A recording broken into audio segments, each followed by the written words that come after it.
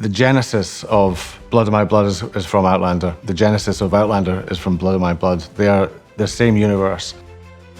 It's something that's never been seen in Outlander before. Recreating Passchendaele and the trenches and the little interiors and little rat run tunnels that we did, it was a massive challenge at the start of the show. It was how we opened the filming of the show. We turned up at an empty site and everything was built from the ground up. We were there for weeks upon end in the miserable Scottish weather, doing the same thing that we do in every set, but it was far more tricky outside to add layers because they were at Passchendaele for a long time. Around the edges of the trenches, we tried to apply layers of compressed time into all the surfaces. We tried to present a version of the trenches that we felt hadn't been presented before, which was a mess, which was blown to bits, which had changed hands between Allied forces and the opposition many times. So we leave little ghosts of previous occupants of spaces in there. That was a really satisfying thing to see on camera when we shot it. World War I was like a whole new show in itself. It was so completely different from everything else we were doing. And we were focusing on Passchendaele in particular for Henry's existence there. Research for that was quite harrowing. It was the most horrific fighting sphere of that time. They had been fighting for that same piece of ground for about 3 years. It wasn't an offensive that was going anywhere. They were literally taking meters 1 week and then going back the same 2 meters the following month. And they kept doing this for 3 years. I wanted to try and get the kind of regurgitation of that whole pointless effort in the war effort across in that set. So we tried to kind of show in the trenches how much history and how much time they'd been fighting there. It wasn't just trenches that had been put up for a new offence. They had been there and camped there for years. In Scotland, we're continually battling against the elements. The Passchendaele set was almost complete, and then it rained heavily for several days and washed quite a lot of it away, which actually helped in the end. The texture and the changes in texture, which are quite difficult to apply by hand, the weather helped us in that instance. But in quite a lot of cases, when we're doing the camps, all the exterior sets, the wind and the rain does not help. They're loving it now because it's summertime. Lighting barbecues every 2 days, but during the winter it's hard for the crew. Quite often we have to redo the same thing over and over again because it gets destroyed by the weather, but it's all part of the fun.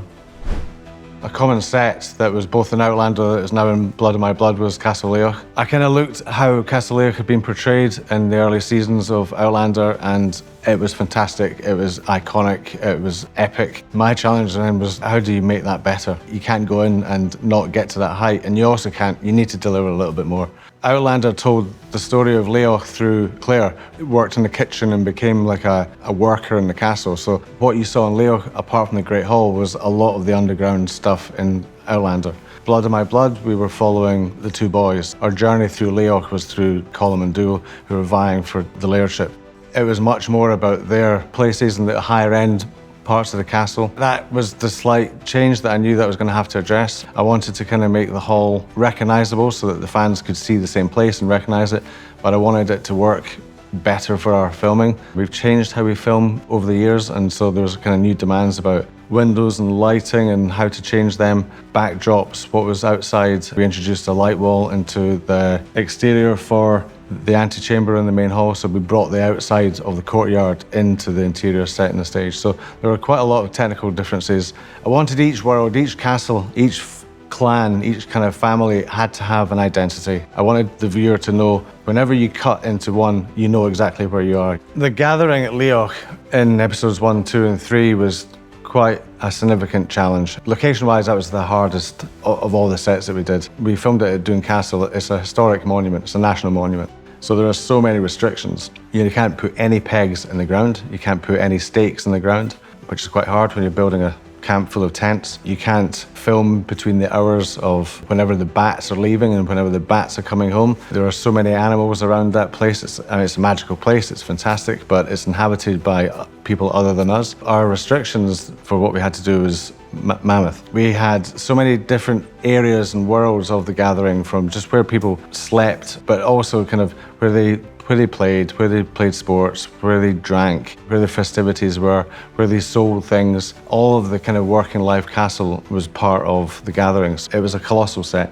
When we were approaching the kind of redesign of Castle Leoch interior specifically, we wanted to have it feel like the same place, but we wanted to make subtle differences that we would say could have evolved over the 30 years in between the two storytelling times. So we removed our fireplace, we changed the furniture that we used inside the room slightly, we changed the lighting, we changed the shape of the windows a little bit, but fundamentally we kept the same footprint, right?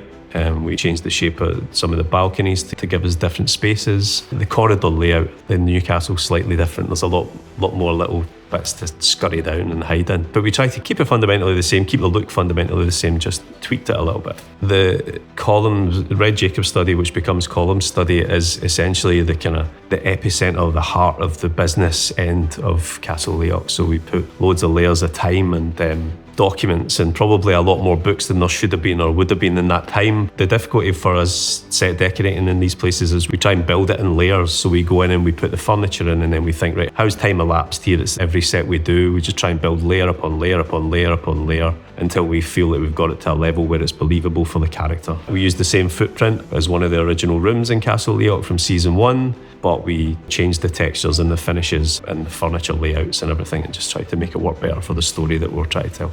So thankfully, because the construction department kept loads of flattage and details from the walls, we were able to recreate rooms the way they were.